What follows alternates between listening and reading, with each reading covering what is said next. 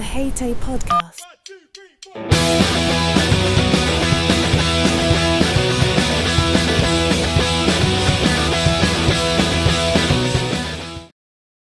Hello and welcome back to the H.A.T.A.E podcast. Today we've got a special guest. It's James Parr. How are you, James? Yeah, very well, thank you, mate.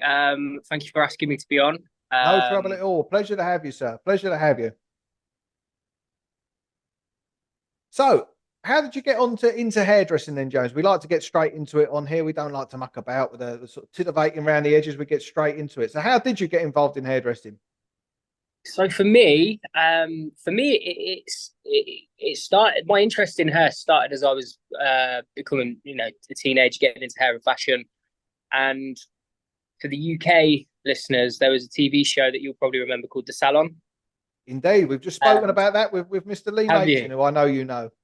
Okay, yeah, lovely guy, very talented guy as well. Yeah, and I remember watching at the time. I would have been about 12, 13. It was when Beckham had the mohawk and the blonde strip through his hair, and I started experimenting with my hair and kind of knew I wanted to get into hairdressing, but at the time it was, it wasn't really like a viable career path. And then I remember watching The Salon, and you had Adi Phelan on there and Paul Merritt, and they were proper lads, proper geezers, and they were, to me, they were like rock and roll. I thought they were really, really cool, and I was like, oh my god, like if they can do it, I can do it. And I think I was about 14. I was walking. I still had this vision. I wanted to be a hairdresser, and again, it probably wasn't really as respected as what it is now. The industry, it was kind of like people, in my opinion, people didn't really value it as a profession, and which thankfully it's not like that today. Anyway, went walking home from school one night. I was about 14, and I saw this salon, and I used to walk past there every day, and I used to think everyone was so cool in there, man. And I literally just went in this cheeky chappy and was like, "Excuse me, you got a job?" And then started as a Saturday boy and fell in love with the industry there. And then, and it did my mum a favour because she didn't need to pay for me to get my hair coloured and cut every bloody 2 weeks when Beckham changed his hair. So yeah, I fell in love with the industry, and at the time, it was as a culture, it was kind of still like you had to go to uni, you had to do this. And I remember my mum and my nan, who are my rocks, they've been there for me through the good times and the bad. I remember they sat me down, and I was at sixth form at this point, and they turned around to me and I was like, I don't want to be going sixth form, I want to be a hairdresser. And they were like, look, if you're going to do it, you better be good at it, because otherwise you're not gonna make any money from it, and you're not gonna, if you're going to do this and not go to uni and take that path, then you need to really get your head down and do it. So after that, I was like very headstrong, got an apprenticeship in a salon in Coventry, where I'm originally from, and yeah, been in it since now. I think I was like 16, 17 then. So yeah. No, that's it. It's how it starts, isn't it? So when you did your apprenticeship, did you do that at the same salon as what you did were you working as a Saturday boy, or did you move on to a different salon? So the salon I was a Saturday boy at, I was only there probably for about a year, and then I was a young lad. I was playing rugby, I was playing football, and it was kind of like, do I want to play football and rugby? Do I want to be a hairdresser? And like I was so young, and I was so like, I want to be messing around with my mates and whatnot. But I still had this burning desire that I knew what I wanted to do, and went to sixth form, as I say, when I left school, and I think I lasted about 6 months, and I hated it. I've never been an academic. I've always been a creative, and I just had that burning passion, like I want to do hair. And it's funny because I knew what I wanted to do within hairdressing, but I didn't know. I didn't even know what session work was at the time. Yeah. But I used to see all the old, all the old TG imagery in the windows of shops, and all the Tony and Guy Label M campaigns when I'd be walking past there. And I'd be like, that's what I want to do. I want to create the images. But, at the time, I didn't even know what that was called. I just, I was this young kid who was 17 that wanted to just create do photo shoots off the bat. Yeah, it would be good, wouldn't it? It's like you say, is that destination, but how do you get there? And I think that's something we need to work on as an industry, of like showing that sort of thing. Obviously, you had a keen interest. You had seen the salon program, and you'd seen sort of this, and you're this is a bit of me. and Yeah. then you sort of see those other avenues within it. But I think we do need to do a better job of showing everyone else who maybe isn't quite as enthusiastic as yourself Yeah, this very broad 100%. And range of places you can go. yeah, definitely. And I think for me now, what I try and do, especially, I'm very, very big on giving back to the next generation. And my assistants that I have at Nashwhite, where I'm the creative director at in Warwick in the UK, I'm very much like always trying to give them opportunities, trying to, I've got this assistant at the minute, young girl called Millie, and she's going to go all the way. She reminds me so much of me. It's, she knows what she wants to do. She's so headstrong, and yeah, I really try and encourage. Like, the way I look at it, I'm a normal kid from Coventry. I haven't got a silver spoon. It's just my pure grit and determination to get to where I've got to, and it's took me all around the world. We've worked on shows together in Milan and Paris. Yeah. I think that's the thing as well. It's like anything is obtainable if you've got the passion and the work ethic. And it's a career that the opportunities are endless as long as it sounds so cliche, but sometimes being the first in, last out can help. Yeah. I mean, it goes back. Always trying to upskill. Yeah, it echoes throughout sort of what a lot of people have said on here. I mean, we've just done the previous episode there with Lee Machin, and essentially that's what we decided on, is how he got where he got to, was just continue to turn up. It was like doing one page editorials for, somebody, and then it was just a case of, sort of got taken on full time. It is that's essentially what you've got to do, is just is put yourself 100%. out there. And it is all possible. Like you say, you're from Coventry, and I was from a little satellite, little village just outside of London. And it is, you can go off and work in Milan, you can work in Paris, London, New York, 100%. Florence, wherever. 100%. So So yeah, so go on, mate. carry on, James. Yeah, so did start doing my apprenticeship. Finished my apprenticeship, but again, something still wasn't quite clicking. And at the time, one of my goals back then, but I think I would have been at like 19, 20 when this happened. I went and got a job at my local Tony and Guy, and that for me just changed everything. That just the education side of things, whereas before, and there's no disrespect to anyone that had taught me up to that point, but all of a sudden things started making sense. What is elevation over direction? Do all that all the terminology and the hairdressing from a craft perspective? Yeah. And again, I was then shown working backstage at Fashion Week. I got my first chance to work backstage. I think it was Matthew Miller in 2014. And I'm trying to think of the person who's heading up the hair for Tony and Guy. It will come to me. She's an avant-garde specialist. It's not Indira. Chia. Okay. And again, yeah. So it was that. Wow. Like this again. I'm just this young kid from Coventry that is working at London Fashion Week. Constantly got told from a young age in hairdressing. I remember getting told it by college, like, "Oh, this isn't for you. It's not the right thing." And here I am. So yeah, that was an amazing chapter of my life working for Tony and Guy. I moved down to London with them. Got to work in the flagship salon with Tony himself, which was again an amazing experience. God rest his soul. And yeah, from there got on the Tony and Guy breakthrough team in 2015, which again was it's weird saying it out loud, because there's going to be a lot of moments where I'm talking to you in this conversation where it's going to be like, wow, like that yeah, feels like another lifetime ago. But yeah, so no, definitely. Sometimes you don't take the time at the moment, do you, to sort of think, oh, this isn't so bad. It's not until, certainly with myself and my career, it's not until I've had sort of time over this past couple of years with moving to the States, having to wait for visas, so not being able to do very much. You think, oh, I've done that. Oh, that was quite good. And you look back at it and think, oh, well, that wasn't so bad, was it? Yeah, and I think for me, because and I've always been like this, it's always on to the next thing. Yeah. And maybe that's part of my addictive personality. I don't know. Like, I'm very much like, I don't celebrate the moment. Yeah. I mean, the time I finalised for Men's British Hairdresser of the Year a couple of years ago, unfortunately, didn't win, but Yeah. then we hadn't even left the venue, and I'm already thinking, okay, what can we do for next year?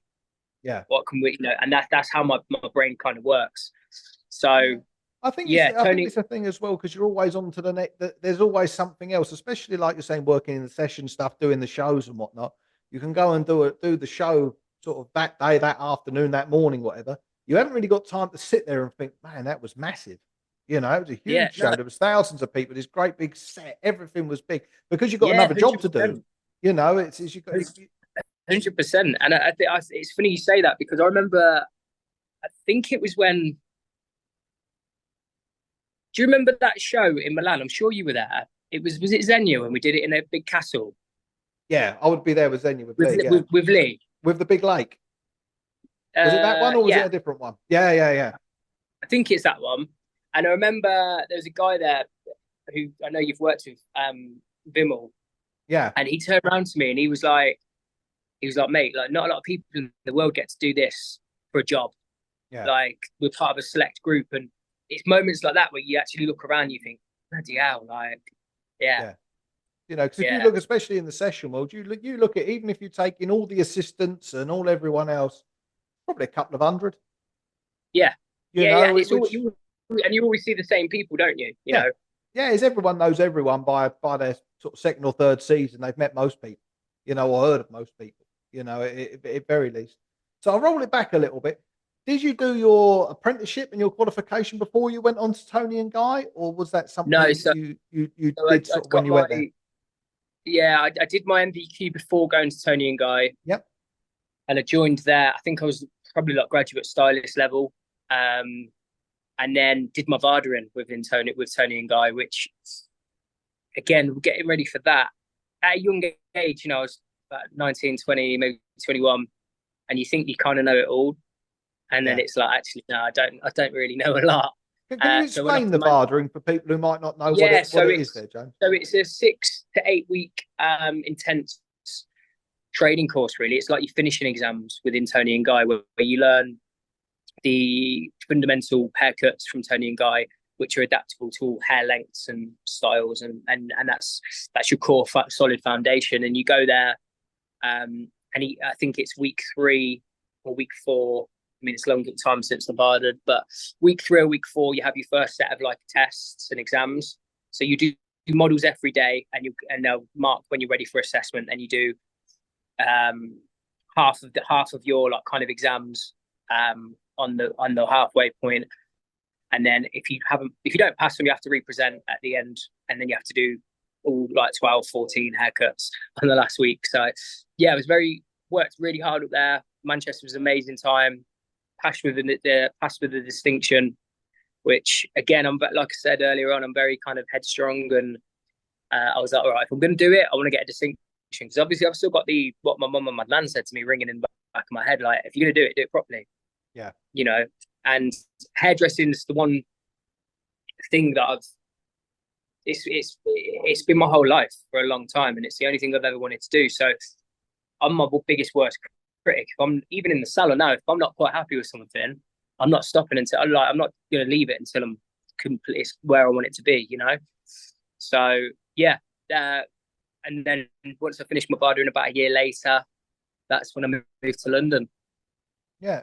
What was you? How did you find it? I mean, obviously Manchester's a big city as well, but how did you find moving to London from sort of like you've gone from the salon in Coventry into the sort of a bigger chain salon such as Tony and Guy, and then you've turned it around and you've moved down to London. Was there a big difference for you there? Yeah, because I was very I was very young and thought I was rock and roll, and it was just a very fast paced life. But if I didn't move to London, I wouldn't have had my break in session work. Yeah.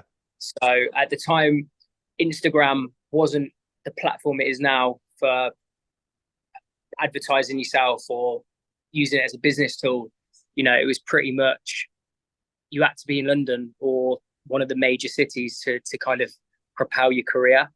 And at this time as well, like when I moved to London, you know, I used to go to Wardle News in Soho all the time, buy the magazines, flick through them on my lunch break, and I'd always just look at the hair and always look to see who was credited doing it. Yeah. And I remember there was this who the guy for me is, and he's a legend for me. A hairdresser called Ken O'Rourke, who kept popping up in these magazines. His name did, and obviously for the people that don't know, when you're credited for doing hair, your agency's credited as well. Yeah. So I kept seeing this person's work pop up, Ken, and I was like, oh, this work's sick. It's amazing. It's so good. I remember saying to someone, I was like, oh, I'd do anything to work with him. And my friend turned around to me and they were like, why don't you just ring his agent? And I was like, I can't just ring his agent. Like, yeah, cool. Ring his agency. So rang up his agency, like, oh, hi, you're right. I was wondering if Ken O'Rourke needs an assistant. I would love to help. They were like, yeah, we're always on the lookout. Can you send over your portfolio? Now, at the time, I think I had one image for Weller Trend Vision 2013, which I got to the regionals with, had that, and then some old hair pictures from the salon chair. But now, obviously, for the people that don't know, 10 years ago, 11 years ago, hair pictures of your client weren't to the standard that they are now. Obviously, people have ring lights and the cameras are better, and it was quite grainy. It wasn't the best. And I'm a big believer in fate. And so I sent these pictures in, and I'm really chuffed with myself. I'm thinking, yeah, that's my portfolio, man. Like, I'm going to have a book. And anyway, long story short, the agency called me that night and they were like, look, thanks for sending over your work. It's not really like kind of type of stuff we would look at, but yeah, Ken's assistant's not available. He's ill and he's got a 2-day cover shoot with Wonderland tomorrow. Can you do it? Yeah. And I was like, yeah, I can make it work. I'll do it. And then, yeah, off the back of that, I assisted Ken for about 3-4 years as one of his first. Yeah. So again, everything kind of just happens sliding door moment, really. And yeah, it was just like I'll never forget it, because he was kind of like, Ken's, if for the people that do know him and people that don't, Ken's for me an absolute gentleman, and he's a true master of the craft. But I remember like some of the little bits of advice he's given me are priceless. Like I remember being on the first time I worked for him for that Wonderland shoot, and I'm there like a little kid, like trying to take loads of pictures, and he's like, nah, like just put your phone away. Not here, son, not here. Yeah, but again, it's kind of like at that point I'd only ever done my own little test shoot, so to speak. So you can do what you want when it's your own shoot. Do you know what I mean? But yeah, it's all a learning curve. It's like just rolling it back slightly there. It's like you're saying, you sent in your Weller Trend Vision and whatnot else. It's a very different type of hairdressing. It's sort of, I always term it as hairdressing, and then there's session hairdressing. Yeah, it's a different cat.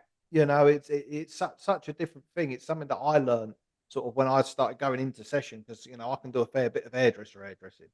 You know, and it's like going into that, and it's like, well, I don't understand this. You know, what is this? Yeah, it's hard to teach the nuance. Yeah, that's something you can only learn over time, and you know, if you're shadowing people and sometimes finding the beauty in the imperfection. Yeah, it's the knack and the eye. That's the thing. It's the eye. Yeah, the eye. It's just that little bit of like this little bit of gold in amongst a lot of dirt, and it's like, no, we need the dirt to show the gold. You know, when you're doing a session job, you know, it's like, whereas a sort of a hairdressing type of thing, it would be, what should we say? Yeah, you know, you need to have it all gold. You know, whereas everyone's got to be really clean, and you know. Yeah. No, it is. It's a different cat. Yeah. So, like I say, worked with Ken, and that really opened me up to the world of celebrity. You know, he's worked with a lot of A-listers, and I was fortunate enough to work with him on some huge things. You know, we did BAFTA together quite a few times, and did loads of big campaigns for Selfridges and Burberry, and you know, did some really, really cool jobs. And again, it was kind of, my life kind of started changing very, very quickly. And I remember, I think it was December 2016, I got booked on a job. I was only meant to be assistant. Wasn't with Ken. I forget the hairdresser's name, but he Brooke. It was for with Victoria Beckham Yep. for American Vogue, and Brooklyn was there as well. And they decided on the day they wanted him to be in the shoot as well. But the guy who I was assisting didn't do men's hair. Yeah. I did men's hair, and he was like, "Oh, can you cut Brooklyn's hair?" So all of a sudden, I've gone from thinking I'm passing up pins and grips to doing a haircut for American Vogue. And I kid you not, like my life changed overnight. Yeah. It just went mad. I remember coming back after the Christmas break, and my emails just didn't stop. Like I was all of a sudden I was doing BAFTA. I was next day I flew out to New York Fashion Week, and I started assisting Johnny Sapong off the back of that, who's an Yeah. absolute legend. You know, so yeah, like it just changed really really quickly. And if I'm honest, I probably wasn't mature enough to deal with it. Yeah. It When you just very started your fast. assistant, were you still working at Tony and Guy at this point, or still working in a Uh, salon at this point, yeah, I or were you was. off on your own? Yeah, no, I was. And then I was with Tony and Guy till probably like 2016. And then at that point, I knew I wanted to go into session. I knew that's where I saw my future going. And then did the Brooklyn gig in it. And then I was like, right, I've got to give this a proper go now. Yeah. Because as well, like, as you know, and people that are listening that don't, like, session work is very last minute sometimes. Sometimes you get jobs come in the day before, Most you of the know, time, or it's yeah, seldom or do you get a jobs will job. Yeah. or jobs will get released last minute, or and that's kind of, you don't really have, with majority of salon owners, it's really hard to get that flexibility without them Yeah. thinking that you take this. No, certainly. Um, I mean, like you're saying there is, I think a lot of people don't quite understand that, especially like I say with like you say as well there with session. Seldom do you know what you're doing next week, let alone next month. yeah, It's very much, on the minute. Occasionally you'll get a job where a couple of weeks in advance that you've got this, but most of the time it's very last minute. It can happen last minute, it can also be called off last minute. yeah, exactly that. So yeah, went full time into session work, and I think at the I'd already kind of started building a cool little bank of creative friends while I was living in London. Um, and we used to just, it's mad because again, you don't really look back until it's later on that you think about how cool some things were. Like I remember there's a avant-garde hairdresser, Sylvester, who I used to work for Tony and Guy. And we used to test on a Sunday at this really beautiful studio in Parsons Green. And we buddied up with some of the photography assistants. So they just wanted to shoot. We wanted to shoot. And that's kind of like, that was the fun of it. And then you start, going into session full time, and then people start talking about, have you thought about getting your own agent? And you're like, oh God, there's a lot more pressure towards this, But as I say, it was fun. And and I'm very fortunate for the stuff that I got to do. But, without going too deep into it, well, we might go too deep into it, who knows? But, it was a very fast paced life for someone that didn't know how to deal with it. All of a sudden, I was at these parties, there was a lot of drinking and a lot of partying, and I just wasn't equipped to deal with it. And things started to spiral quite quickly into a bit of a bad spot for me. Yeah, especially with session and sort of, especially around showtime is Yeah, sort of the fashion months, you see a fashion week is actually fashion months for those working on it. You've yeah, got yeah, January, January used to be men's week. It's not quite such a big deal now. Then you'd have February be ladies, couture is tagged on the end of that. Then again, yeah. June, Well, you'd have men's you could be out of the couture. country for 2 months. Oh, Two certainly. months. I mean, Two months, and yeah, in my peak working in it, I was away from home 4 months a year.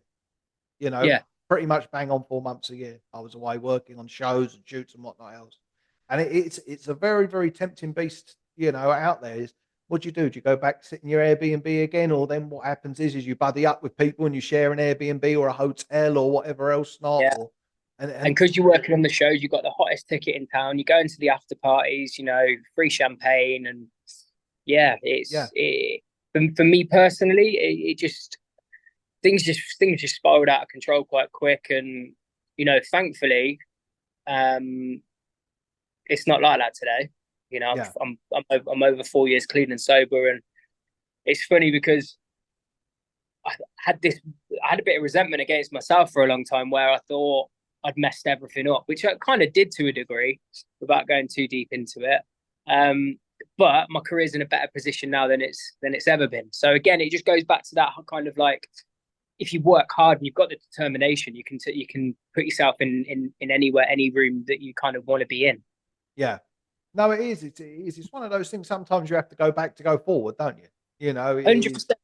And And that, so maybe to sometimes learn gratitude as well, because again, in the session world, when things can be happening quite quickly, you don't take that moment to appreciate it. It's just like you said earlier on, you're just on to the next job, yeah, and things can just become normal quite quickly, and then it's just like you maybe do take things for granted, or you just can be just have your head up your backside a little bit, you know.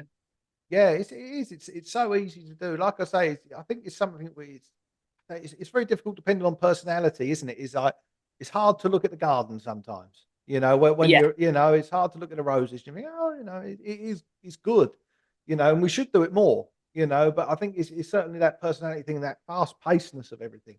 Right? Okay, on to the next show. Right? Okay, I've got a flight tomorrow because I've got to get there. I've got this job coming up. I've got this, that, and you're just sort of in this constant movement rather than sort of slowing yourself down and stopping. So then yeah, you moved on from there. So you were there on the, you were on the session stuff. Then you sort of obviously had your issues with sort of that world and what came with it. Um, yeah. how So did you go? Carry on, Joe. no, go on, carry on. No, I was going to say, how did you go about rebuilding where to get back to where you got to? So I in 2019, the salon I was working at in London was actually closed quite suddenly. We had like a couple of weeks' notice, and I remember at that point I was like, do you know what? I'm just going to move back home for a bit and just try and just sort my life out a bit, have a bit of a break from London. Always thought I'd go back to London, if I'm being completely honest with you, and started working for Nashwhite, where I work now.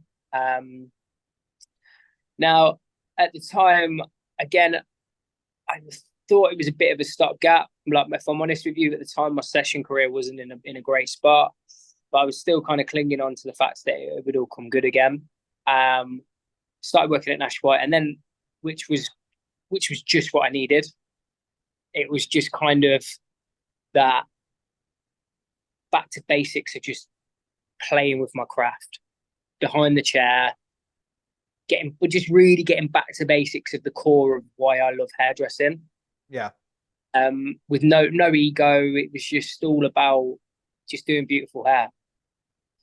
And lockdown happened. And when I first moved back home, I was still partying a little bit, but it wasn't as frequent or bad as what it was. But I remember when lockdown happened, I was just like, that moment of realization, like I was living at my nan's. I'm not afraid to say this. I was living at my nan's through lockdown, and I just looked around and burst into tears. And I was like, I've messed everything up, man.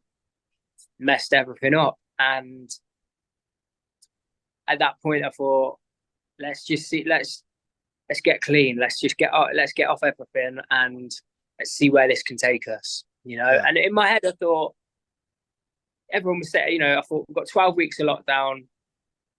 First thought, I thought I'm going to lose a little bit of weight because I didn't Yeah. look great. I thought I'm going to lose a little bit of weight and I'm going to get a bit of money in my pocket, and then maybe I'll go back to London.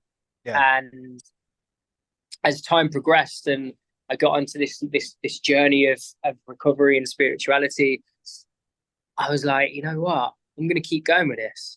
And then it's kind of, I don't know what you'd call it, the universe, the rewards of higher powers, rewarding your hard work, but everything started clicking into place again.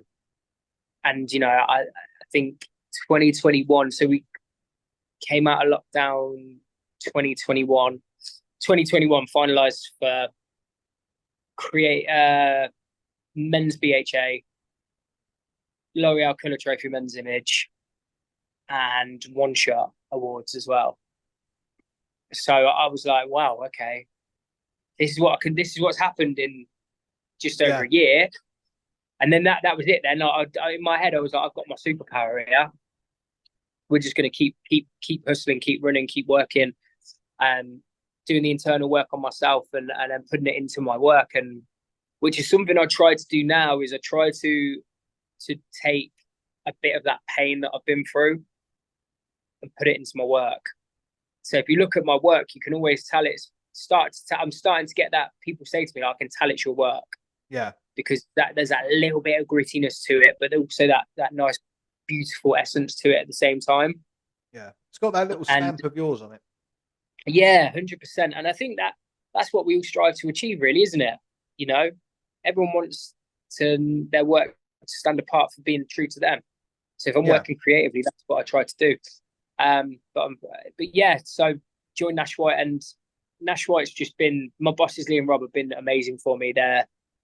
They've been my mentors, they've been my friends. They took a chance on me, if I'm honest, where not a lot of people probably would have. Yeah. Because sometimes it doesn't matter how much talent or ability you've got, if people can't depend on you, what's the point?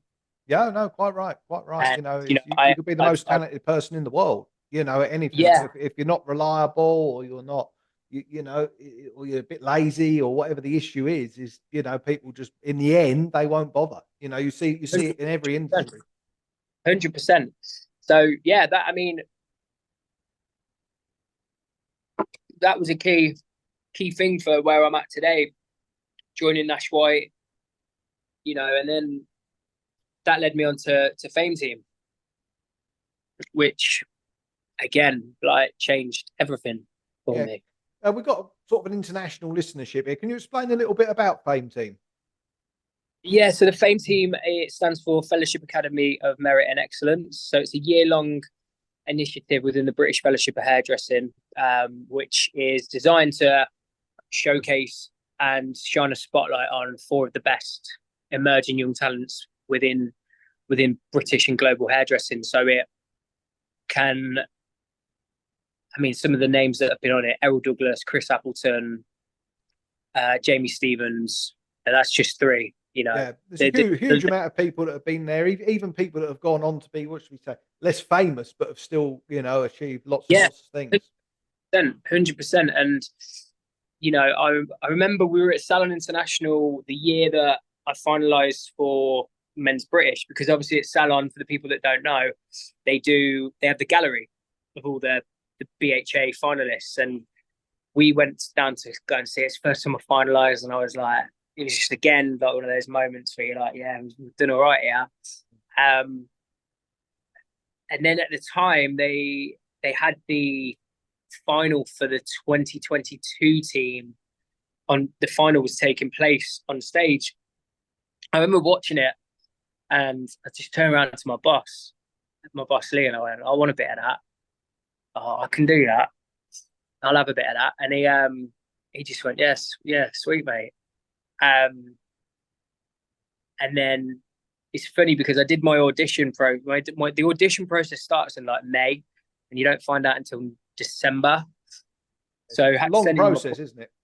Yeah. So sent in my portfolio and like a bit of an audition tape, in the sense of like not cutting hair, but of a bit like the old Big Brother tapes, like, hi, I'm James, this is what introducing yourself, talking about yourself a little bit, team, and got through to the semi-finals. Semi-finals went amazing, so confident, I was on cloud 9. And it's really weird because the 3 of the guys that I was on the team with, Steph, Ed and Stacey, we all gravitated toward each other in the semis. We didn't know that we were going to be on the team together, but we just how it kind of worked. We all just bounced off each other from the off.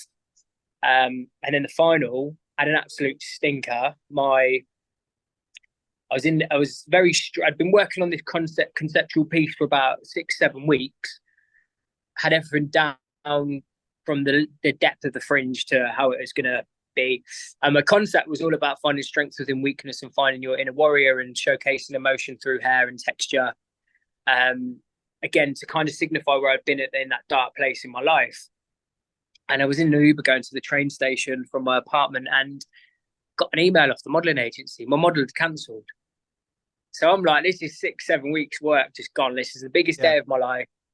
I got a replacement model. The hair was completely different type of haircut, and it just pulled out of the bag. But I wasn't happy, and I got off stage and started crying because it was just that all that emotion, just overwhelming feeling. But as luck would have it, got a place on the team, and then for a year was mentored by Sally Brooks, who is the most amazing lady that I've ever had the privilege of working with. She has taught me things about myself, not only as a hairdresser but as a person, as a man. And she's unlocked part of my creativity that I knew I needed, but I didn't know it was there. Do you know what I mean? Yeah. A little gap that you didn't know was there that was available. 100%. And you know, Sally's amazing, and so what her role as like lead mentor is she then puts together this tailored year for the four of us, where we get mentored by industry icons. You know, we were mentored by Errol Douglas, Nick Irwin, Tom Connell, Ashley Hodges, Kos Sakas, Sam Burnett, Richard Ashforth. You know, huge names. And yeah, it was like, the best way I can describe it for people that don't know, it's kind of like, imagine the X Factor. You win the X Factor as a part of a group that got put together at judges' houses, because you're all of a sudden you're in this limelight and this spotlight of the industry, where you're working with three people that you don't know, and you've got to all of a sudden form bonds and friendships, which thankfully we did, and you know, we're all really close, you know, but you know, and then you've got to be prepared to travel around the world potentially. You know, we went out to Italy together. I've got to be honest, you know, I think we did 5 shows last year. Yeah. So it's very intense, and the pressure is on, because you know everyone's watching you as well, and everyone's kind of wanting to see what you're going to do next. Yeah. No, so with that, sort of go into that, is that self-funded by the salon, or does the fellowship fund all your travel and your models and whatnot else? So there is like a fee that you pay to cover every year, but obviously that that was fortunately for me was covered by my employers. So. Okay, so so the salon looks after that side of things. How did you find that then? Work, like you say, you touched on it. They're working with those people you hadn't necessarily known for very long or worked with for very long, and trying to create sort of a cohesive unit, but with individuals. Do you know what? Really weirdly, and again, I guess it's kind of like that. Then bit of fate, maybe, as cheesy as it might sound. We just clicked from the off. All of our taste levels were very similarly aligned, and we had the best year. And it's one of those things where every time we were in a room together, something quite magical happened. You know, don't get me wrong, it wasn't a walk in the park. It was hard. Yeah. It was the hardest year of my life. But again, it kind of goes back to the thought process of, you give it your best shot. And if you give it your all, and you focus and you listen to the advice that's given to you, because the people that are there to mentor you, they don't have to be there. But equally as well, they're hair royalty. So what they're telling, if they're going to give you advice, you soak it up and you listen. And there's nothing wrong with asking a question. Of you know, the one thing I learned the most is working with Sally was, what is my why? You know, everything's got to have a bit of purpose to it. You know, why do you want to go down that route if you shoot? Okay, let's not make it be literal. Let's have a nod to something. But if you're going to take a reference from punk, don't make it too literal or replicate what's been before. Yeah. You can recreate that with hair textures, or the way that you dress the hair out, or might even be a little nod to a fringe, or you know. And I think, again, if you look at it going back to the session world, if you look at artists like Eugene or Gary Gill, they're very, very, very good at doing that, you know. Yeah. And I think that's, we were fortunate enough to work on a team, on Gary's team, Gary Gill's team at London Fashion Week as well, which was amazing. It was nice for me as well because I'd worked with Gary when I wasn't in the best place in my personal life. So it was kind of a bit of a full circle moment for me, for him to see me in a good place and to be working at my highest potential. He's a good guy as well, Gary, and a good guy to work with. Yeah, very, very nice man, very welcoming man, guy. very, very good at what he does as well. So talented. Yeah, and that's the thing with these creative geniuses. It's again, finding that nuance, finding that eye, that nod to something. Doesn't always have to be literal or predictable, and that's how you can make things relevant and fresh. We can't always reinvent the wheel, but we can put our own spin on it. Yeah, no, definitely. So you found that is. Did you then get back into the session world after that, or are you now sort of more pushing in the industry line of things? Both. I'm just aiming for the start. So I'm with I've got a new agent now. Signed with Joe Mills agency. So last year did some amazing jobs through them. Went out to Love Island. Did some hair on for Love Island, which was cool. Very whirlwind. It wasn't very glamorous. Lots of delayed flights and being driven all across an island to do hair, but that was really cool. And then worked with a 90s pop group S Club, which was pretty cool as well for their relaunch. So I did the cover shoot for them and all their tour press, and so that was cool. So I'm back doing session bits. But to be honest, now a lot of my attention is probably taken up with my role as group creative director for Nashwhite, focusing on the brand progression and trying to keep things flowing nice and fresh. I'm probably the most annoying person in the world for my bosses because I've always got another idea and I'm always like, let's do this, let's do that, and they're like, hey, we're busy, we've got like 2 salons, a third one on the way, like just rein it in. We've got other things to do it. Do you find with Nashwhite, so you're taking the sort of the hair creative lead of things there? Because it's 2 guys that own it, I do believe, isn't it? Are they still working in the salon as well, or are they now? Yeah. They're still on the shop floor a couple of days a week, and I'm really close with them. And again, me being part of the Fame Team journey has helped my creative role within that. And it's just everything kind of sinks in at the right time for what I'm on to next. They're so supportive of what I want to do and where I'm trying to get to. And I do owe them a lot, and hopefully I can win I finalised for a lot of awards in the last few years, but hopefully I can win one and repay their faith in that they've had in me. Yeah, I'm sure. So how many awards do you enter a year then, would you say, James? How many different ones? So last year 4 or 5, I think. Okay. And would you use the same images for those 4 or 5? Obviously within their different categories, your men's, ladies, avatar, whatever it might be.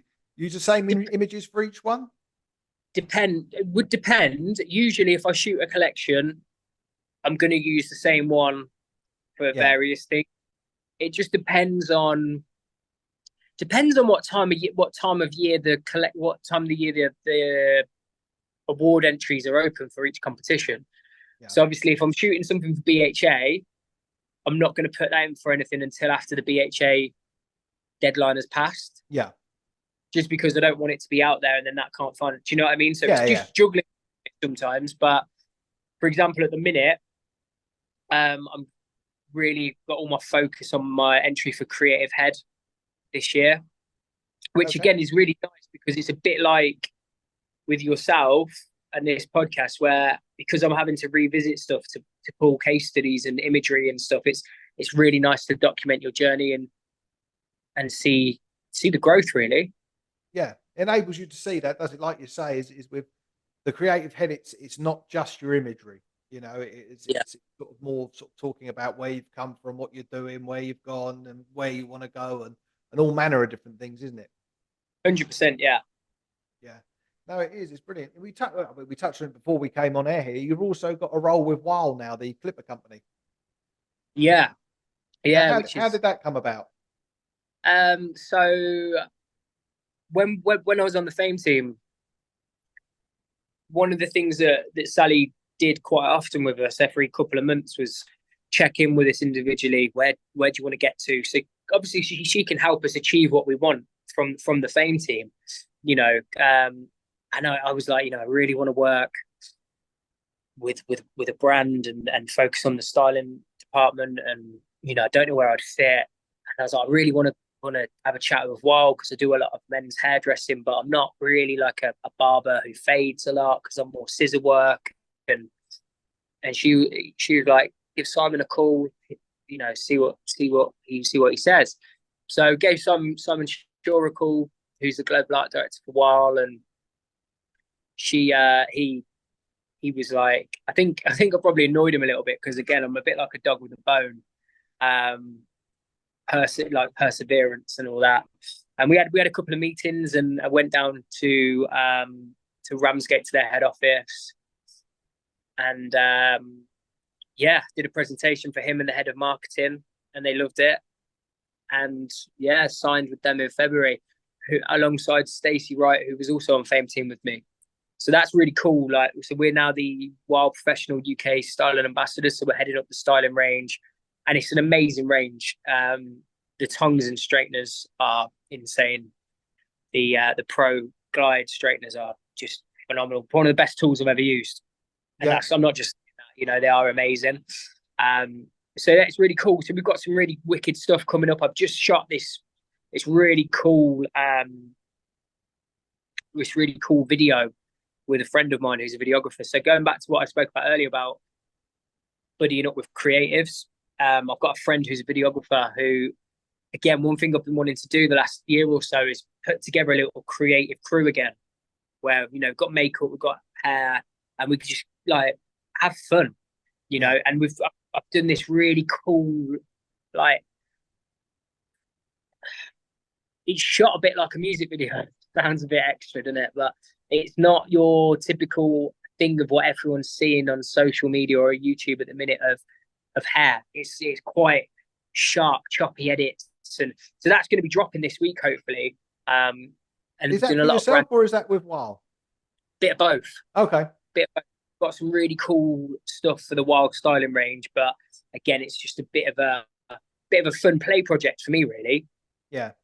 Like you say, it's quite cool to buddy up with people. I found that sort of working with different makeup artists, photographers, and stylists. It's like you can all help each other out on little bits. It's like you'll get a makeup artist who perhaps wants to create a certain look, shoot that, so you can go and do the hair for that. And then when you want to create a certain thing for hair, they can come and do the makeup for that. It's a great way of sort of getting your creativity out there, and it's also a great way of learning how to do different things. It's a bit like being in a like a wedding band. I always used to think. So like you can play all these different styles, you know, Yeah, and it enables you to sort of learn that. And then you can still have your own style off on the side and work yeah. along with that. And also, I think one thing I learned very early on is it's not, if you're working in a creative collaboration or an editorial or whatever, or even a show, sometimes it's not a hair moment. Sometimes the makeup might take center stage, and you're just doing a really simple, beautiful, natural, soft look. Yeah, And there'll be other times where you can really ramp it up, and the hair is the focus, and the makeup's a little bit pulled back. yeah, And I think that's something that I learned very early on is knowing when to have your moment. yeah. It helps that knack and eye. Yeah. That's the thing is that thing. It's you've got to suit the image. Mm. You want to suit the image of what's to be created. It's like it's like a musician sort of playing a guitar solo in a song. It's got to fit the song. It's got to work for the song. Yeah. It can't just sort of be a random thing that doesn't quite fit with it just for the sake of it. And it does. It helps with that creating the knack and eye working in those environments. Yeah, it's an interesting little world to be in, sort of working in that sort of creative field, especially working with companies. Do they give you a lot of free reign as well, while to do your work? I mean, we're still in early days, but I mean, everything. So we've just launching a education course for them, which is a styling menu. I can't really say too much about that until it's launched. But I think the beautiful thing is that they they I respect them and they respect me, you Yeah. know, and I'm not I wouldn't go. I think for me, I'm at a level and point in my career and life where I'm not gonna put a rubbish idea to them if I don't think it's gonna work. Yeah. You know, um, I'm far. I know, in my opinion, what I think would be a good idea to bring to them, and equally as well. Sometimes, and it hasn't happened, thankfully, but sometimes people, if it's not people don't like something, it's not a bad thing. Yeah. You It know, enables you to and go back and look. I mean, how would you present those ideas? So let's say you've had an idea, you know what, I think that might work for a while. How do you go on and present those ideas to them? well, like I would I'd probably put together a bit of a presentation, a bit like a Okay. PowerPoint thing. Obviously, as hairdressers, it's always good to have imagery to reference what you mean. Yeah. Um, and that could be everything from set it out in separate little bits. So maybe you've got one for lighting of how you want it shot, or how you want the hair to look, or makeup. Just a bit of a mood board, but making sure everything's clear and concise so that there's no confusion. Yeah. Because that's the difficult thing to do, isn't it? Is, you know, like you say, is I could say, you know what, I want to do some wavy hair. Well, what's wavy hair? I want to do cool hair. Well, what is cool? You know, it's difficult. So you would sort of create a multifaceted mood board for that that sort of runs in. You want the lighting. You Yeah, know, these yeah, are photographs I like the look of, yeah. etc. And I think again as well, there's power in conversation. Like if you're passionate about a project, it's going to show. Yeah, Chances passionate about a project, it's going to work because you're not. If you just yeah, it's all right. Like it's not got any conviction to it, and it's people aren't going to believe in your ideas yeah, if you don't believe in them. Do you know what I mean? yes, And definitely. again, for me, it goes back to this is all I've ever wanted to do. So everything I work on is a passion project Yeah, because it's what I love to do. And for me to bring my own style of things to a global company like Wahl is amazing, you know. And again, I'm just I'm a kid from Coventry that didn't didn't come from like had a good upbringing and stuff, but I didn't come from not rich. Do you know what I mean? yeah, Like yeah, so, yeah. Oh, it is. It's certainly I'm a you work. do. You I'm look a back work. on all that stuff and you think, well, how did I end up here? You know, Yeah, it was like I say, it always goes back to that Xenia show. You know, yeah, I think you were working there as well, where it's the great big yeah, mirrored, the huge great thing. And it was, I stood sort of back. We'd just finished up working, and we were just going off to the party. And then you looked at the whole set. It was enormous, out on this great big lake, huge mirrored catwalk, huge great things. And you think, my goodness, like I'm only a couple of years away from sort of working in, and there's nothing wrong with it, but working in a little village salon. It's like how do you end up here? You know, it's sometimes it's which that. is what which is why to any young hairdressers listening, just be careful if you get into that world. Like it's amazing, and you get to travel the world and have some great experiences, but it's very fast paced. Yeah, Yeah. And for me, I think I needed to just be a little bit more grounded and maybe keep around the people. A lot of my friends and company I keep now a lot of them are all like my oldest friends. yeah, And my girlfriend, she's my biggest supporter, but she keeps me on my feet, keeps my feet on the ground. Like she'll tell me if I'm being a bit of a dick, yeah. No, no, you know. absolutely. It's always good to have. I mean, I always think of myself as well. I was probably quite lucky. I got into it a little bit later. I didn't start hairdressing at all till I was 22, so I didn't finish my apprenticeship till I was 24. So Okay, I was a little bit older. I was late 20s when I first started doing the session stuff.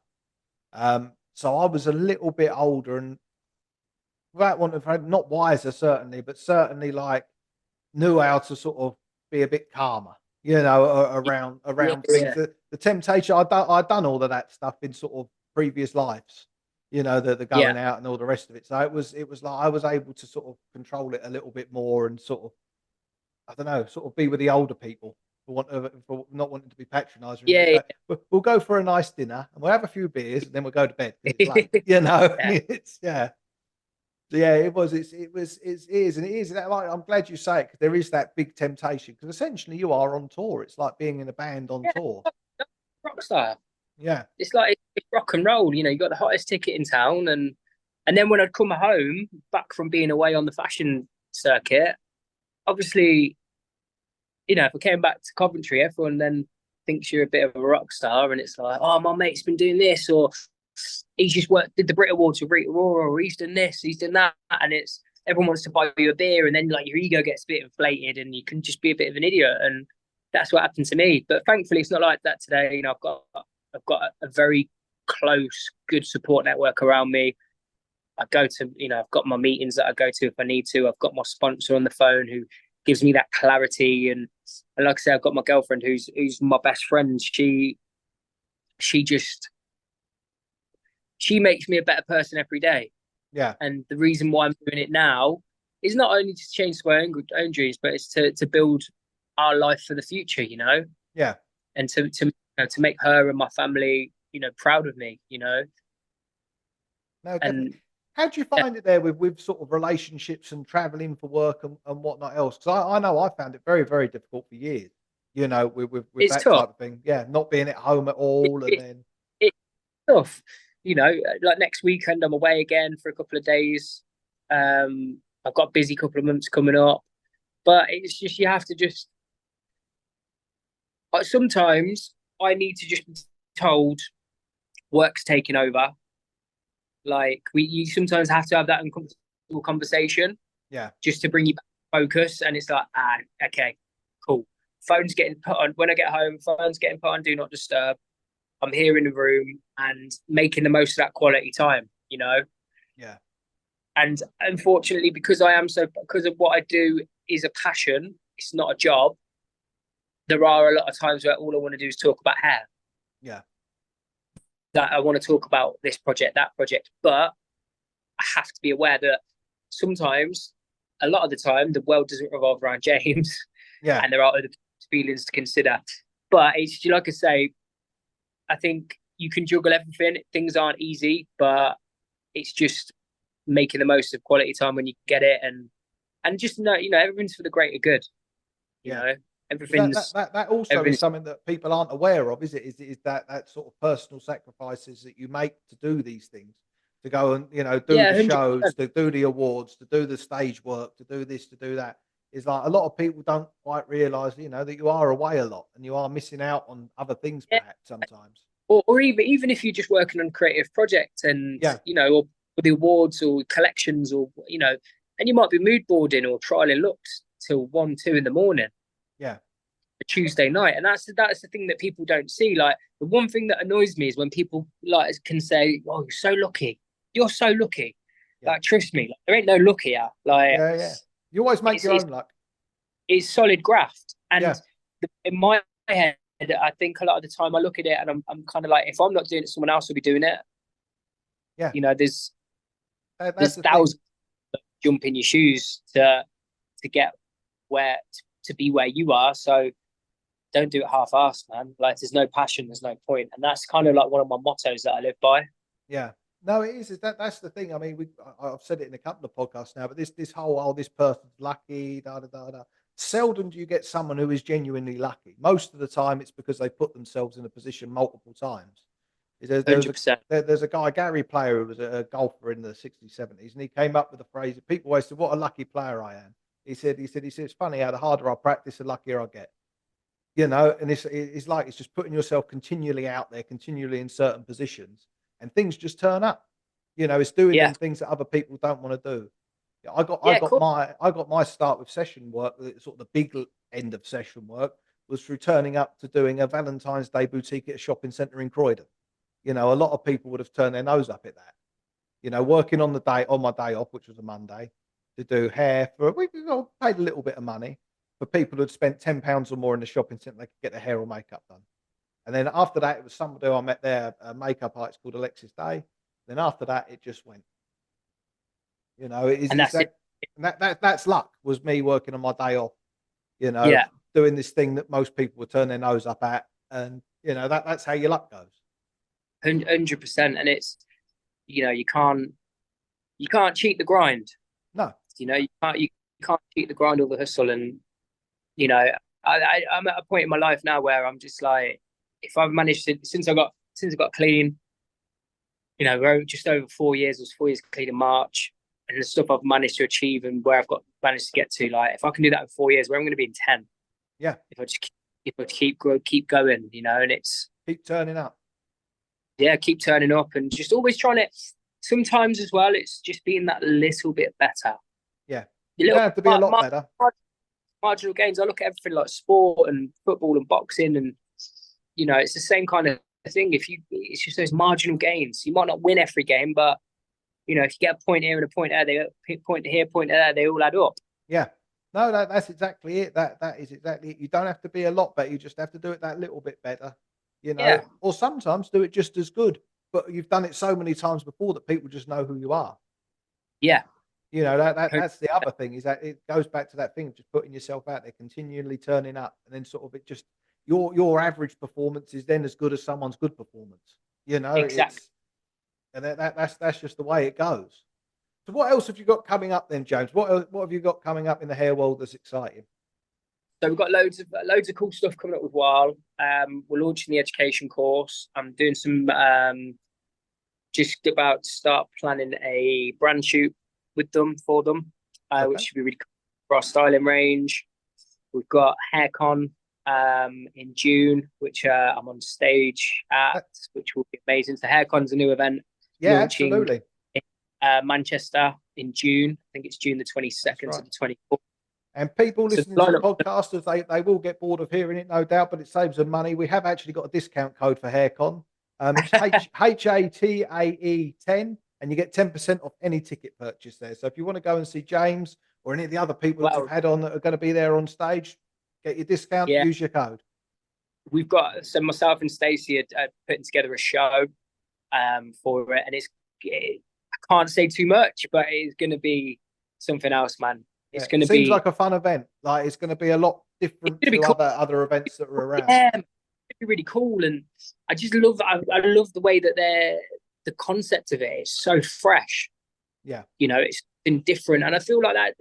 For the industry to keep moving forward, that's what we need.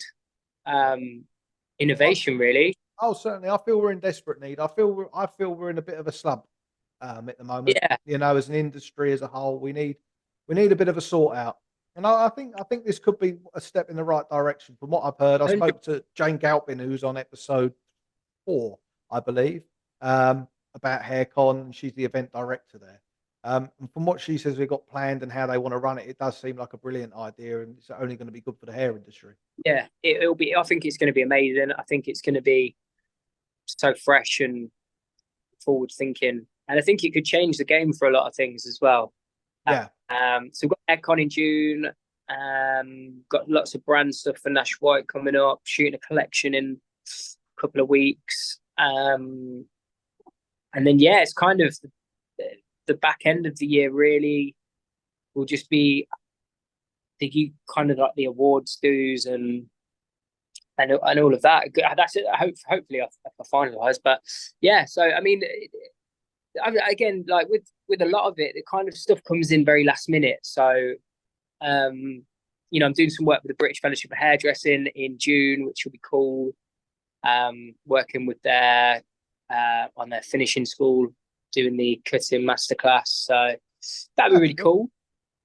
Again, giving back to the industry and helping to inspire the next gen, really. Yeah. That's what we need to do. We need to open up the doors and sort of show the avenues we can go down. Because, like I say, I mean, if we go back to what we said at the start, there's far too many people who don't know where you can go, what you can do, how you can do it. And we actually live in a brilliant time for that, because it's so accessible now, isn't it? You can go on Instagram, you can go on Facebook, you can go all these places, and you can get direct access to who these people are, what they're doing. You can see so much. I don't think we do a good enough job of exposing enough of those people, and that's what we're trying to do with this podcast as well, is perhaps get people on who people ordinarily wouldn't have heard of, or sort of seen what they're doing. 100%, and I think what's really cool at the minute, especially within British hairdressing, is you can kind of see like the new like the new guard coming through. Yeah, Like it's lots of people that I kind of grew up with in the industry. And again, a bit like a bit of session work. Like you start to know each other from events and da da da da. And it's really cool watching everyone kind of like finalizing for things multiple times. And people I've worked with in the past going on to win BHAs or Creative Head Awards or One Shot. And it's so exciting that I'm like, yeah, man, like we're starting to come through. yeah, yeah. I mean, And we're it's getting to that really, age now, aren't we? I think I'm a little bit older than you, but it's like it takes it's not overnight. Seldom do you get someone who's 20 doing it, 21 doing it. It takes that little bit of time to sort of get there, and you takes, know what you're I, doing. yeah, I personally think it takes 10 years Yeah, is to really learn your craft, and then you still got to learn some more. Because yeah, that's when once you've mastered the technique. That's when you have to look what we spoke about earlier. That's when you learn about the eye.